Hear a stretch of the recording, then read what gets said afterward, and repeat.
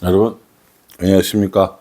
9월 13일 수요일 넘치는 우리교회 매일 묵상 시작하도록 하겠습니다. 오늘 본문 말씀은 열왕기상 5장 1절부터 18절까지 말씀입니다. 솔로몬이 얼마나 지혜로운 왕이었는지 잘 보여줬고요. 또 솔로몬이 얼마나 나라를 안정되게 했는지도 보여줬습니다. 그럼 이제 뭐 해야 된다고요? 성전 만들어야죠. 오늘 이 5장 말씀에 성전 만들 그 준비가 시작이 되고요. 6장부터 본격적으로 공사가 시작된다고 보시면 될 것 같습니다. 오늘 이 솔로몬이 공사를 하는 데 있어서 아주 중요한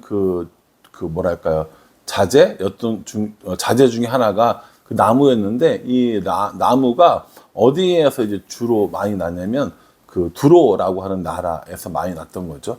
이 두로의 왕이었던 히람이라는 사람이 있는데, 이 히람과 그 솔로몬이 서로 협력을 해서 이제 성전 건축을 시작하는 일, 요게 이제 오늘 본문 말씀의 내용이라고 보시면 될 것 같습니다. 1절에요.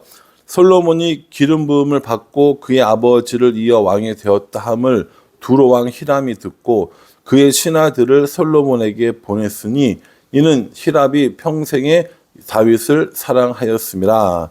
라고 이렇게 이야기합니다. 그러니까 다윗이 죽고 솔로몬이 왕이 됐다라는 것을 이 두로 왕 히람이 들었다라는 겁니다. 이 두로는요, 이스라엘과 싸우기도 많이 싸웠고 또 평화롭게 지내기도 했고, 우리한테 이렇게 두로라고 나오지만 이 세계사의 여러 부분에 보면 자주 등장합니다. 그리고 굉장히 풍요로운 항구 도시였다고 이렇게 생각하시면 될 것 같습니다. 그 지중해 해변에 있는 해변 도시 중에서 아주 강력한 도시였다라고 생각해 주시면 될 것 같아요. 이 두로에서 나오는 건축자재 나무가 아주 유용하게 쓰이는 건축 재료였고, 이걸 이제 제공해 주겠다라고 이야기한 거죠. 그것은 이미 아버지였던 다윗 때부터 이미 얘기된 거였고요. 또 친밀함도 계속 쌓아놨던 것이었다고 이렇게 얘기합니다. 그래서 이제 이 솔로몬이 내가 이제 이 왕궁을 좀 지으려고 그 성전을 건축하려고 하는데 좀 여러 가지 좀 도와주세요라고 이야기를 합니다. 나무를 벌목해서 이렇게 이제 가져오는 일들에 대해서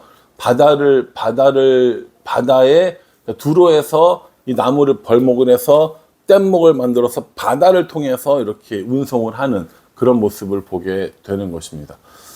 옛날에 우리나라에서도 그 북한에서 이런 그 벌목한 나무들을 압록강을 통해서 이렇게 이동시키는 아주 옛날 흑백 사진을 저도 본 적이 있었는데, 그런 식인 거죠. 벌목한 나무를 물에 띄워서 밧줄에 묶어서 뗏목처럼 만들어 가지고 그것을 싣고 오는 겁니다. 그 싣고 오면 그 어디로 오느냐? 요빠라고 하는 항구 도시로 와서 이제 그 예루살렘으로 옮겨지는, 육로로 옮겨지는 그런 일들을 하는 거죠.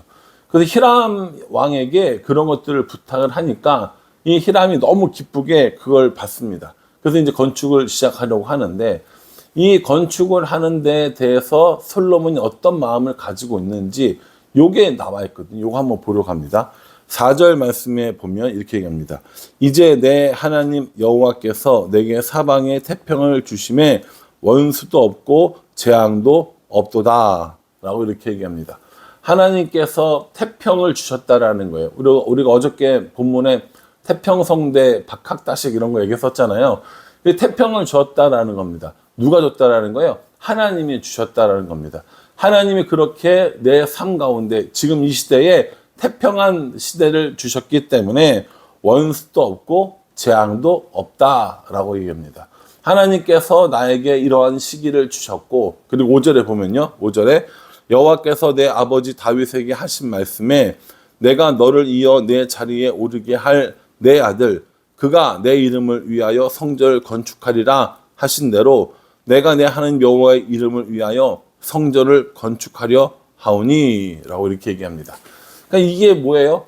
다윗이 짓고 싶었는데 다윗이 짓지 못했고, 그 짓지 못한 것을 아들이 지을 것이라고 하나님이 약속해 주셨고, 내가 그 아들로서 이제 왕이 되었으니까 아버지의 뜻을 따라, 그리고 하나님 여호와 하나님의 이름을 위하여 성전을 짓겠다라고 이렇게 얘기합니다.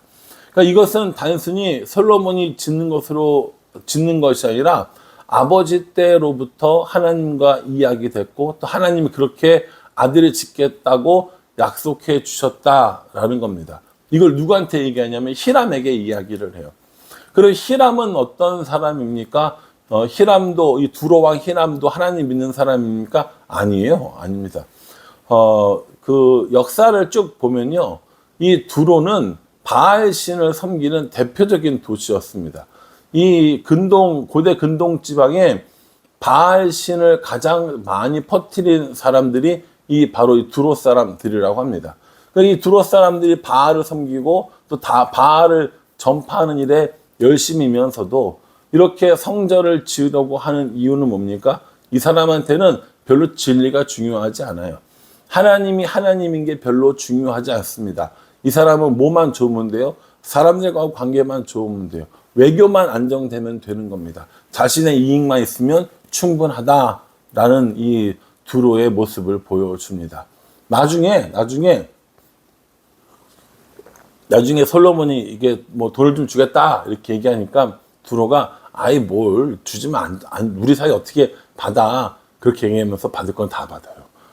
그러니까 결국 이 두로 왕 히람은 이렇게 도와주는 것 같지만 실제로는 자기의 이익과 또 실속을 챙기는 모습을 볼 수 있습니다. 뭐 그렇다고 해서 이 히람이 나쁘다는 건 아닙니다. 분명히 우리도 믿는 사람으로 살아가면서 믿지 않는 사람들과 협력해야 될 때가 분명히 있습니다. 뭐 사업 관계든지 혹은 직장에서라든가 혹은 친구들도 나랑 친구인데 교회를 안 다니는 사람도 있고 가족 중에서도 그런 사람들이 있습니다.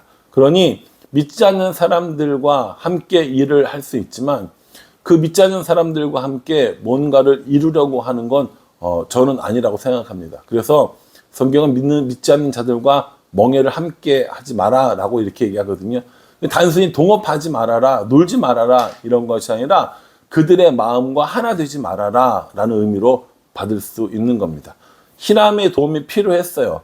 좋은 건축자재를 얻기 위해서는 이 히람의 도움이 필요했고 두로의 이런 제목들이 필요했습니다. 그런데 그 사람들의 같이 일한다고 해서 그 사람들의 종교를 따르거나 그 사람들의 문화를 따르지는 않았습니다. 다른 문제라는 거예요. 우리도 믿지 않는 사람들과 이런 생활을 할 때 그 사람들과 협력해야 됩니다. 함께 일해야 됩니다. 그러면서도 분명히 그리스도인으로서의 정체성을 가지는 건 굉장히 중요합니다. 나랑 친한 친구가 교회를 안 다니는데 정말 친해요.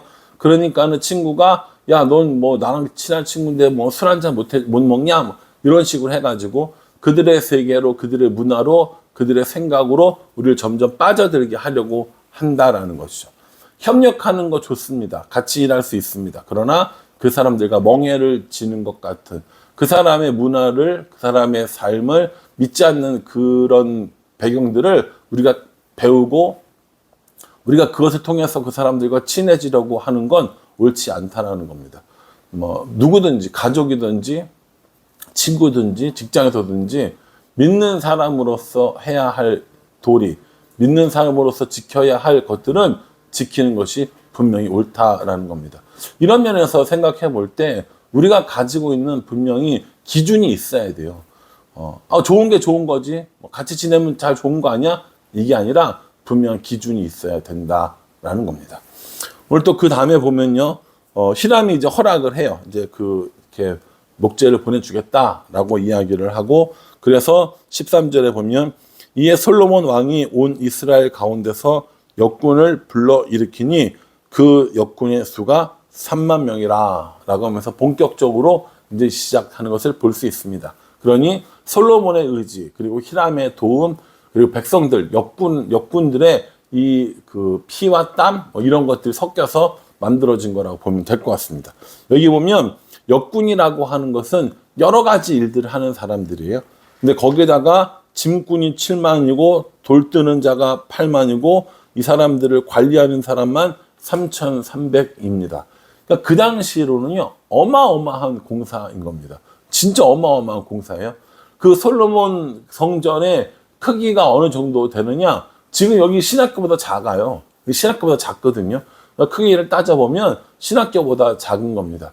옛날 와우리 교회 구성전 있잖아요.